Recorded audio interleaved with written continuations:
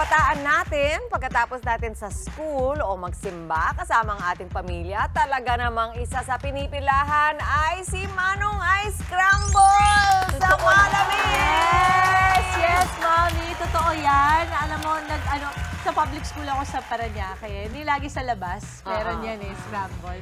Simula pa lang po na taginit. Pero let's be the summer heat na kasama po natin si Miss Annie Pambid, owner ng Page Ice Scramble Shop. Good morning, kapatid. Good morning. Kasama si Tristan. Annie, Tristan, good Kanyang morning. partner and partner in life. Parang leveled up itong ice scramble. Oo. Kasi Okay, yung social. alam ko lang, yung usual lang, na parang merong pink. skim milk, tama Oo. ba? Yes, Tapos po, ma'am. meron marshmallow syrup. Pero ito, iba-iba yung kulay. Tell us more about it.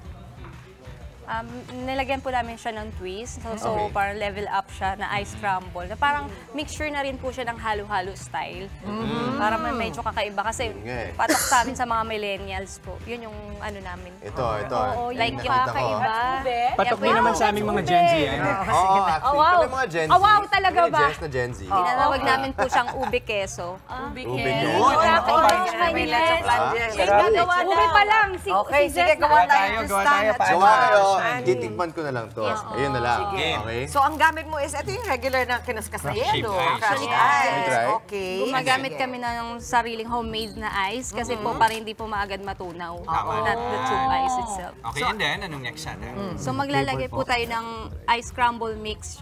Ito po Ito yung ba yung strawberry dapat flavor? powder. Yes po. Okay. Strawberry yan. So, ano kadalasan ng flavors? Anong meron? So meron po kaming 4 major flavors. Yung presa na tinatawag yung strawberry flavor. Tapos meron kaming tsokolate, buko pandan, and then yung ube keso. Ube keso. Yes. So, hinalo lang sa yelo. Gano'ng kadaming yelo ito? So sa isang bucket po, nagdilalas kami ng 5 to 7 ice blocks.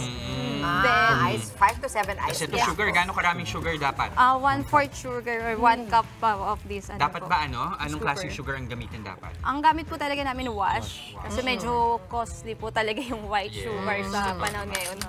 Simple lang talaga. Simple lang. Simple lang. Kaya ng lahat. Maglalagay din kami ng mixture ng skim milk para po pampalapot. Diretso halo na rin pala sa yelo. Yes po. Halo-halo lang talaga siya. Ito, meron na to niyan. Yes po. Main. Ito na, tinatry na namin. Pero ito mo Ube meron pa keso yung sa akin. Yes, ang sarap. Na-try na namin. Ang Ay, sarap. hintayin Grabe. nyo. Game. Napaka-classic. Alam niyo, nung bata ako, ang mas pinapadagdag ko lagi, yung powdered milk. Yes. Ganun din ba kayo? Oo. Alam mo ba, may trivia ako sa inyo, sa 18 treasures ko, kasama yung milk na yan. Wow! Sobrang gusto ko ng milk na yan. Kasama yan sa milk. Di ba nakakatawa?